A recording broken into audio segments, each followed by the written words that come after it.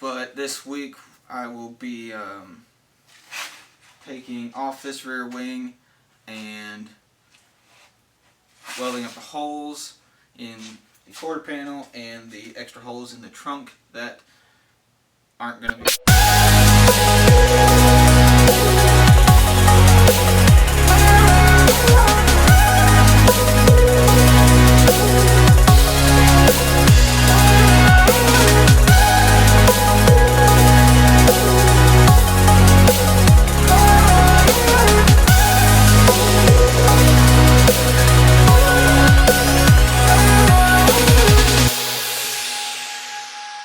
So the wing came off fairly easily, which I am very happy about because sometimes these side pods can be tricky. Those like to break.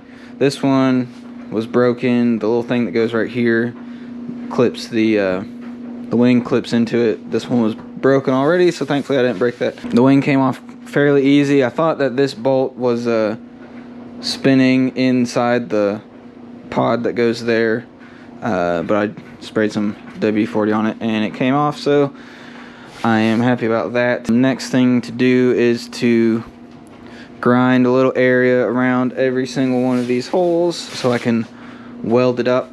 I thought that there was another hole somewhere around here and here that the 94 wing, shared with this wing, but I guess it's just this hole right here.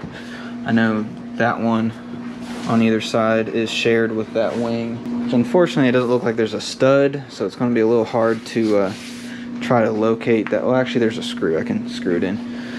So that's how I'm going to locate the wing on the trunk, is by those two holes, and then I'll mark where I'm going to drill the other two holes, but that will come later after I weld up. I'm going to weld up everything first.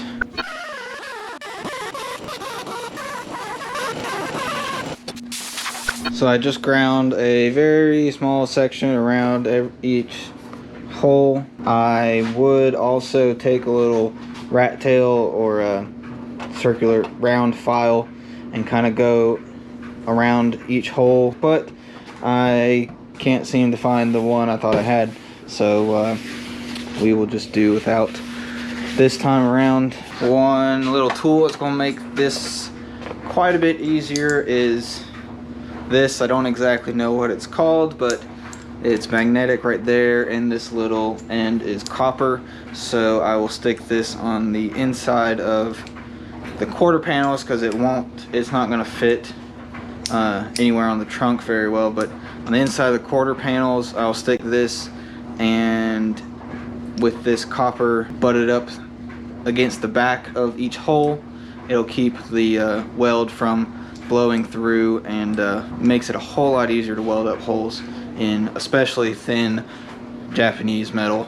So I welded the first hole up off camera just to get all the booger welds out of my system and got it ground down, make sure there's no pinholes. So I'll be moving on to the rest of them. The other good thing about this magnetic copper tool thing that's behind this hole is make sure that nothing falls down into the trunk and, you know, possibly catch anything on fire. I think for the trunk I'm going to take it off, weld it off the car just to make sure nothing gets inside the trunk, but can't really do that with the quarter panels, so.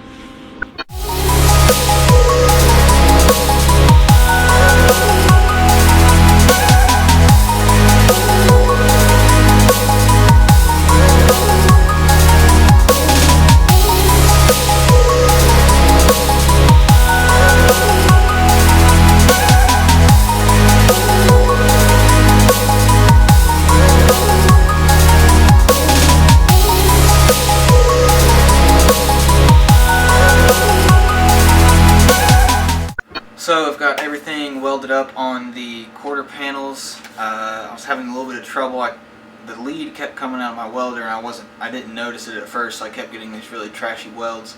I'm gonna go into a little bit more depth or detail on the deck lid, just because it's a little bit more controlled environment. It's a little bit easier to do it right here on the table than it is over there on the car. So I'll explain a little bit more what I'm doing and why I'm doing what I'm doing on the deck lid. So here on the deck lid, as you saw before, I've got all the holes ground that I need to weld. Only this hole and this hole I'll be able to use that copper backer on. But what I'm going to do is, instead of doing one hole at a time, to spread the heat out across the whole deck lid, because if you just sit here and weld up one hole, you're gonna, this may not be that big of a problem because there's so much shape to it, but you will end up warping it bad and have to do a lot more body work than you need to. So what I'm going to do is just do a few tacks, say on this hole, then I'll go over here, do a few tacks on this hole, then move over here, and pretty much you're just slowly 2 or 3 tacks on each hole, and then moving around the deck lid to keep the heat from being too hot in one spot and warping the sheet metal. So if you know that, it's fairly easy from there. And you kind of do the same thing when you go to grind down your welds. You don't want to grind on one spot too long. Just grind a little bit here, grind a little bit here, grind a little bit over here, and just kind of keep going across the whole thing until all the welds are ground. So what you try to do is, as you move around from hole to hole, you just start with a few tacks on one side, 2 or 3 tacks, and then each time you come back and put 2 or 3 more, and just keep building it until you completely fill the hole. Like the next ones I do, I'd probably do one on either side and then one in the middle, and I just keep doing that until the hole's completely filled.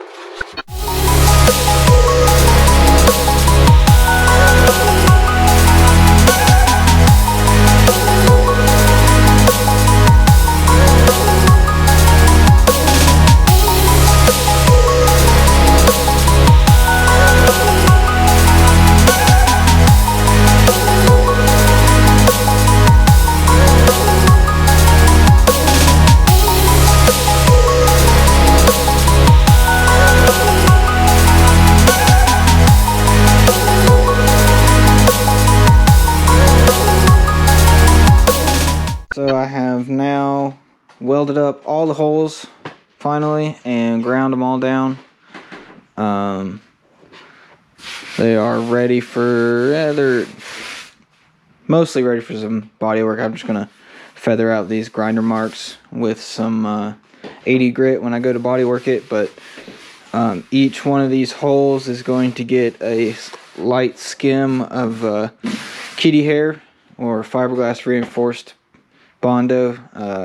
It's waterproof, so if there are any pinholes, it will fill the pinholes, and you won't get any rust bubbles or anything coming through on all these holes. So slight skim of kitty hair, and then this back section will be ready for body work after that.